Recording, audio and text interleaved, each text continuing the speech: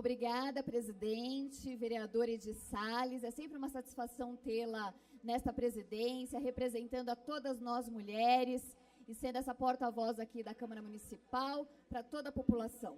Bom, eu tenho feito alguns trabalhos com a nobre deputada federal, Mara Gabrilli, que é uma grande deputada, uma grande representante. A deputada federal, ela principalmente defende o direito das pessoas com deficiência.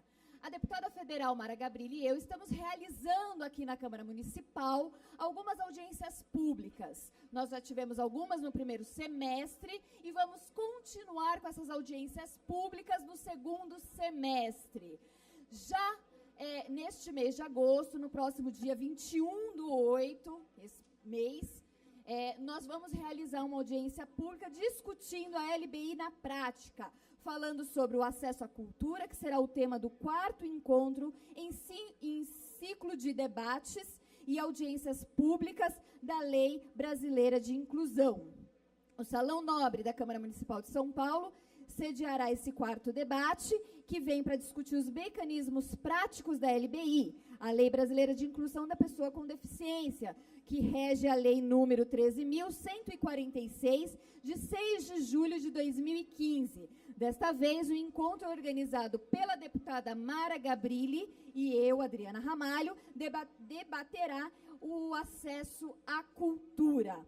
E quando a gente fala sobre o acesso à cultura, principalmente para as pessoas que são mais vulneráveis, nós falamos da grande dificuldade de equipamentos públicos e da acessibilidade a esses equipamentos públicos. Nós precisamos investir em cultura nas cidades e, principalmente, também pensar na cultura para as pessoas com deficiência. Porque quando você apenas pensa no planejamento, muitas vezes nós esquecemos de pensar num planejamento direcionado a essas pessoas que precisam de uma maior atenção e que precisam de atividades voltadas a ela. Eu quero também aqui divulgar, nobre presidente, a cartilha da Calçada Cidadã.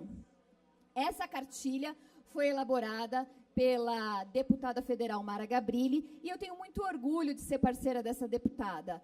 Nós sabemos que a calçada é de todos. E quando falamos de calçadas, não é somente para as pessoas com deficiência, o cadeirante, mas também o idoso que tem mobilidade reduzida, para as mães com carrinho de bebê, para as mulheres que sofrem ao caminhar nas nossas calçadas e usam salto alto. Sim, é uma realidade que precisa ser vista e precisa de atenção. Até mesmo eu coloco aqui um exemplo de um amigo atleta que não tem nenhuma deficiência e, ao caminhar por uma calçada desregular, esburacada, caiu, quebrou o pé e ficou por meses em tratamento. Então, a calçada da cidade de São Paulo é uma realidade que precisa ser revista. Nós precisamos de todos os vereadores da Câmara Municipal de São Paulo com a sua atenção voltada à importância da revitalização e padronização das calçadas, conforme rege a lei prevista, e que emendas sejam destinadas para que consigamos, então, revitalizar as calçadas que precisam e implantar calçadas aonde não temos. E eu quero colocar aqui um trecho dessa calçada, nessa cartilha, eu quero aqui ler esse trecho que eu acho que é importante.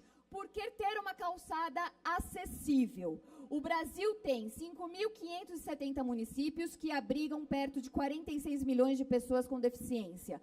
Todas essas cidades têm incalculáveis calçadas por onde esse público e toda a população precisa circular quando vai ao trabalho, às compras, à escola, ao lazer, enfim, quando sai de casa. Esses espaços, que chamamos formalmente de passeio público, têm uma única função: possibilitar que os cidadãos possam ir e vir com liberdade e segurança. Uma cidade que privilegia os seus pedestres garante um direito assegurado pela Constituição brasileira.